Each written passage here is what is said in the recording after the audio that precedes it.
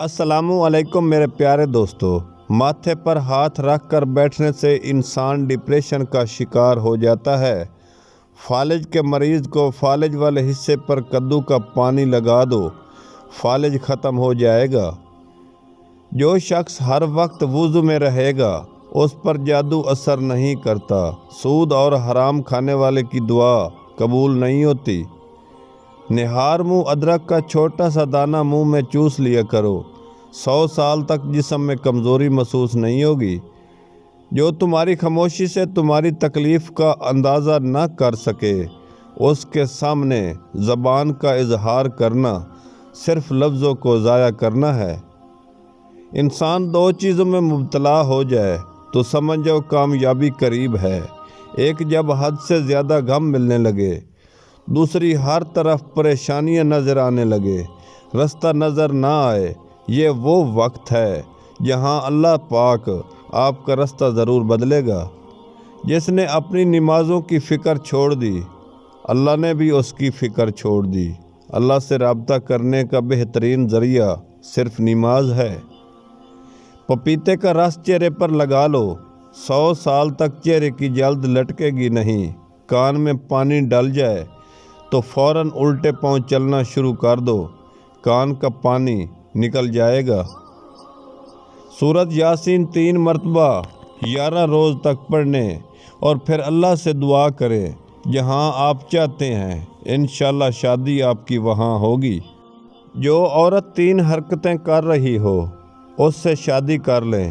ایسی عورت کے مقدر میں بے پناہ دولت ہوتی ہے۔ نگاہ نیچے رکھتی ہو، کم بولتی ہو اور حسن اخلاق بھی ہو، ایسی عورت سے شادی کر لیں۔ مولی کے پانی میں نمک ملا کر ہاتھ پاؤں کا مساج کریں، ہاتھ پاؤں کا رنگ سفید ہو جائے گا۔ روزانہ بھینس کے دودھ میں 3 دانے کھجور کے ڈال کر پی لو، قد لمبا ہو جائے گا۔ چنے کی دال کے پانی سے منہ دھو لو، سانولا چہرہ سفید ہو جائے گا۔ نہار منہ ماتھے پر بادام کا تیل لگا لیا کرو، آپ کے سر کا درد ہمیشہ کے لیے ختم ہو جائے گا۔ اپنے دماغ کو بہتر رکھنا چاہتے ہو تو 8 گھنٹے کی نیند ضرور سوئیں۔ اگر آپ اپنی آنکھوں کو بہتر رکھنا چاہتے ہیں تو سونے سے پہلے اپنے پاؤں کی تیل سے مالش کر لیا کرو۔ اگر آپ اپنے معدے کو ٹھیک رکھنا چاہتے ہیں تو ہمیشہ ٹھنڈا پانی پینے سے پرہیز کریں، آپ کا معدہ انشاءاللہ ہمیشہ کے لیے ٹھیک رہے گا۔ اگر آپ اپنے گلے کو ٹھیک رکھنا چاہتے ہیں تو کھانا کھانے سے پہلے کالی مرچ استعمال کیا کرو۔ جو دودھ گرم کر کے پیتا ہے تو سمجھ جاؤ اس کی ہڈیاں بہت مضبوط ہیں۔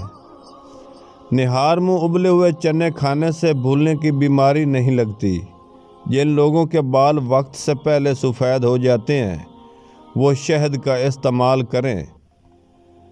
جو بھینس کا کچا دودھ پیتا ہے اس کو کمر کا درد نہیں ہوتا۔